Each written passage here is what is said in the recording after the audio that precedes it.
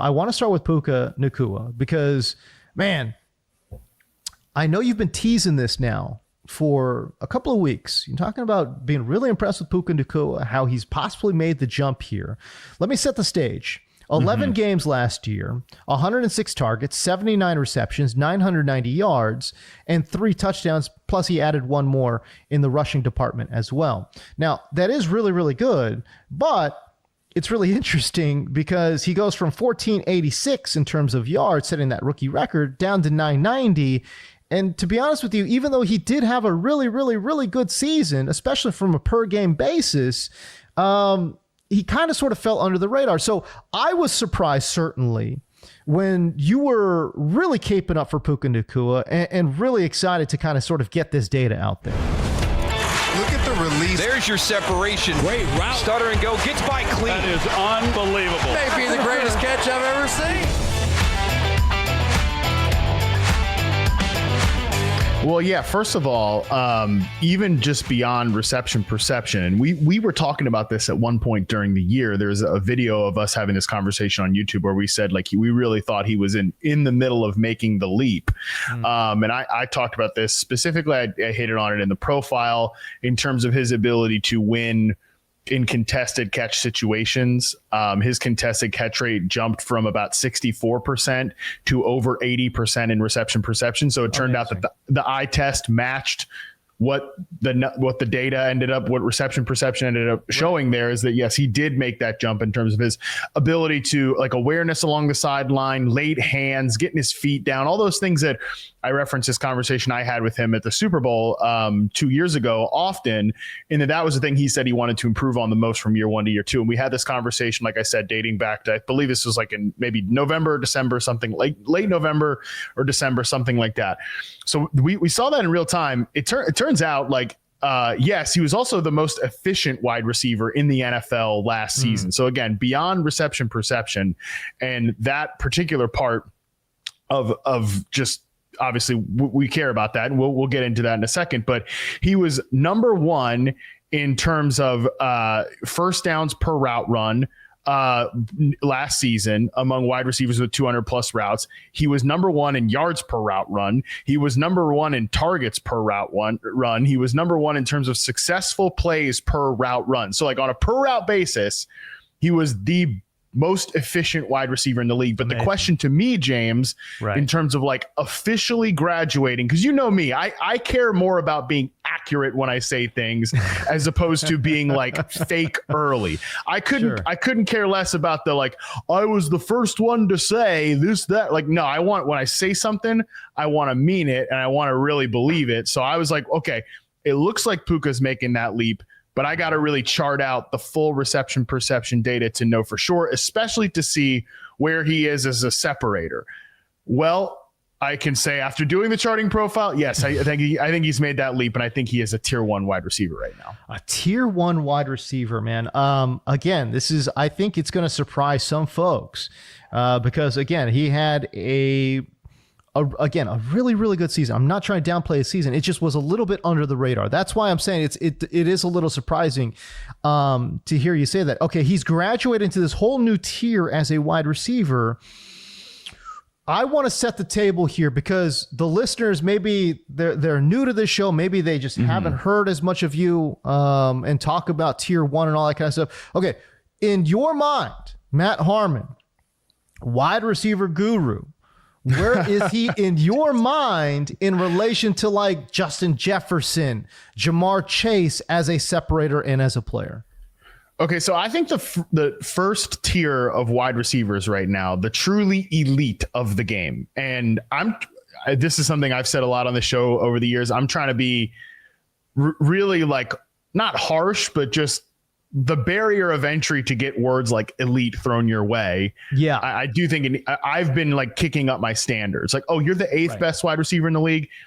probably not an elite player just yet. Okay. But I do think there is a tier 1 elite guys. And I think it's a 6-person tier right now. I think it's Jamar Chase, is Justin Jefferson, CeeDee Lamb, AJ Brown, Nico Collins, and our guy Puka Nacua that we're talking about here. That's the first tier of wide receivers to me.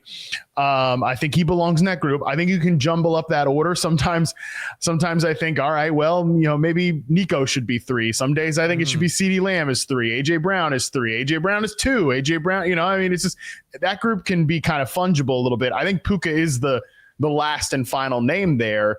I think the biggest thing for me in terms of what we've seen from him in his second season was, like I said, the separation ability, where we're at 85th percentile success rate versus man. We're at 91st percentile success rate versus zone, which is super critical because he's faced zone coverage on over 60% of his routes in each of his first and second season profiles because of the role that he plays in. And we'll talk about that here in a second.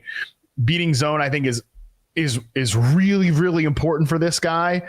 And to get up to 91st percentile from where he was as a rookie, which, was perfectly fine where he was as a rookie. But that's good.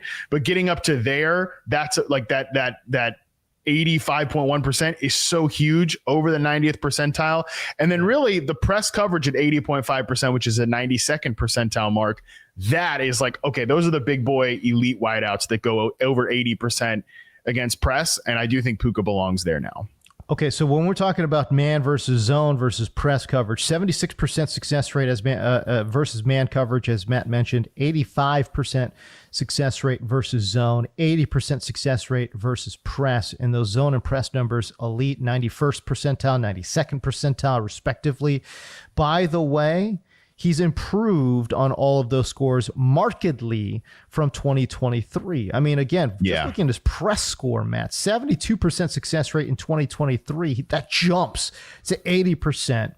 I just want the listeners to know you don't really see jumps like that often. You might see guys kind of sort of ratchet up a little bit and, see small improvements. But man, going from 72 to 80% is significant. Going from 79% success rate versus zone to 85% versus zone, again, big deal, time jump.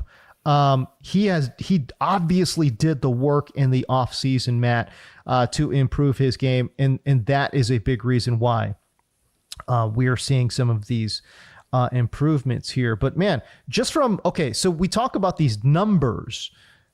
Give it to me in straight talk. Like, what did this guy do last season to improve? Where were the areas? Just again, forget about the numbers for a second. Like, what is this guy doing now? What's changed for him? Okay, so I think there's a couple things that are different from year 1 to year 2. Number one, I think he just looks more explosive, which I think he just really puts in a lot of work in terms of the training and like the physical part of the preparation. So I thought he just looked more explosive. And then secondly, I think he looked more decisive, especially against zone coverage, which this is the crazy thing about what he did as a rookie from a production standpoint is I think he was a really, really good wide receiver as a rookie. But he was a rookie wide receiver who wasn't always, like the most like a decisive player or right where he needed to be against zone coverage. He had 1,400 plus yards. So it's not like there were a lot of plays left on the field, which was my point to him when he was like, oh, hey, from a contested catch rate standpoint, I need to be a little bit better. I'm like, yeah, buddy, you didn't leave a lot of plays on the field. 1,500 yards, a lot of plays. But I do think, from like just settling into soft areas. Secondly, the over the middle stuff for him is, I think, always going to be like the base of his route diet. That's where he's always going to mostly eat from. And I think he did look more explosive in terms of separating on those slants, digs, the routes that we just think of like, oh, Sean McVay wide receiver working over the middle, doing all that stuff. But I think his work in terms of kind of spacing along the sideline and attacking outside leverage, specifically against zone coverage, was even better. And I think that's expressed in the out route success rate. And I think it's also expressed in your favorite route, the flat route. I will say, James, the more I chart these wide receivers, the more I'm like, yeah, James needs to knock it off with the flat route stuff. This is an important route. It's an important route. I'm not saying it's not. It's an important route. You're just a flat route hater, bro. I get it. I don't know. I just discount it, man. I'm telling you, there's a lot of plays. There's a lot of plays where it really helps. It helps just rack up some completions, especially if you're a guy like Matthew Stafford. But again, it's like, come on, man. Like if we're not over 85% flat route, what are we even doing here, right? So like now we're talking like 85 to like 95%. Like no, you do the opposite, bro. When the guy's like has the red flat route, you're like, yeah, it's basically a green route tree. I mean, you're like, all green except the flat. Who cares? But you won't do it for the slant. You won't do it for the slant. That's different. I don't know. I'm just saying. But anyways, my point in that is that I do think like attacking leverage, working towards the sideline, that was another area where he was better in here too. All right. So again, Puka Nacua, incredible season here. I would say this too. I think he is arguably, according to reception perception metrics, I think he's arguably the most dominant player in the NFL when we're talking about the intermediate area of the football field. 34% of his routes were on the in and out routes, right? 80.5% success rate and 87% success rate on the dig and outs. Versus last year, he was +5 on the digs and +7-ish on the out route. So he's improved in that area. And you add in on the comebacks and curls, 100% success rate on the comebacks, 90% success rate on the curls, respectively. I mean, you're talking about 45% of his routes are, he's insanely open, and it's in that intermediate area of the football field. Man, Matt, this is obviously an area where you want to win in a Sean McVay offense, but what he is doing right now in the middle portion of the field is truly incredible. Yeah, I think that's a good call of saying he's like one of the most dominant receivers there. And what I love about Puka Nacua too is he gets open there and then he immediately transitions to like a yards after catch threat. Great point. Yep. Mm-hmm. It's fun. I feel like, and I don't know if this is a take that is controversial or whatever, but I just care so much more about, like, do you break tackles after the catch as opposed to your yards after catch per reception numbers? Because I think that stuff can be influenced by role. It can be influenced by scheme, stuff like that. Sure. And I think there are players like Jamar Chase who are maybe in time, I think Malik Neighbors can be this type of guy too, where you put the ball in his hands and he could just go 0 to 60. I think that is what makes Chase so unique. Puka might not be that guy, but he's just so good at consistently breaking the first tackle. He only went down on first contact on 43.2% of his in-space plays. He broke multiple tackles on 16%. Like, he just has this rugged, tough, and physical approach, which, maybe sometimes contributes to the nagging injuries and things like that. But I love how it's not even just on screens, which he gets a lot of screens, and they want to do more of those designery things with him. I think they clearly did this last year where, as soon as he was back in the lineup, he was that guy that was getting those targets, not Cooper Kupp, who obviously is no longer on the team. And that was the first signal that, the Kupp era is over. The Puka era is just beginning. And so he breaks tackles there, but it's that when he gets the ball in like a dig route or something like that, he just keeps churning for, okay, that's a 15-yard catch. He's going to make it a 20-yard catch. And that stuff just really matters a lot. I mean, I think field awareness for him is really, really strong. He doesn't need to assess what is going on after the catch. He knows what is going on after the catch, which I think that's a very subtle thing. We always go, I hate to pick on Deontay Johnson again and again, but this is kind of what we talk about with players like Deontay, in that he catches the ball, takes a step back to assess what is going on the football field, and then tries to make a move. Again, stuff like that works at lower levels of competition. When you get to the NFL, it just doesn't work. The athletes are just too good. You know, and I think Puka has a very, innate understanding of where his defender is, when he catches the football. So does he need to go down? Does he need to protect? Or is he just churning for those yards? And more often than not, if you go back and watch him play, he does such a great job of shielding the ball from the defender and then moving on like that. And I think that is where that play strength really comes into play. Truly one of the, in terms of wide receivers, one of the strongest, I think, wide receivers that you're going to find in the NFL. And he had an absolutely fantastic season. Okay, we've glazed this man a lot. I want to say this, though.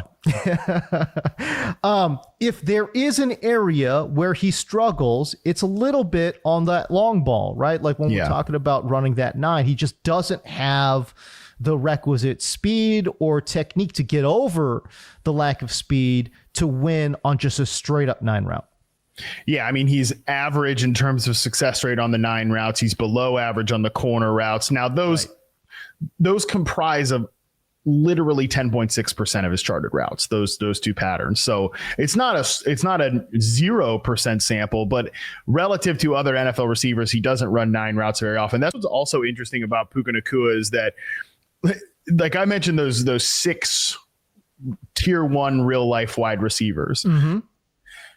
He's probably the most unique of that bunch, right? Where, and I think the Rams are just a unique offense in that they kind of, we're really going to get into this in the JSN profile, but they really kind of blur the lines of like what is and is not a slot receiver just because of formations and things like that. So he does kind of have what, like he takes a majority of his snaps outside. He actually took fewer snaps on the line of scrimmage in year 2 than off.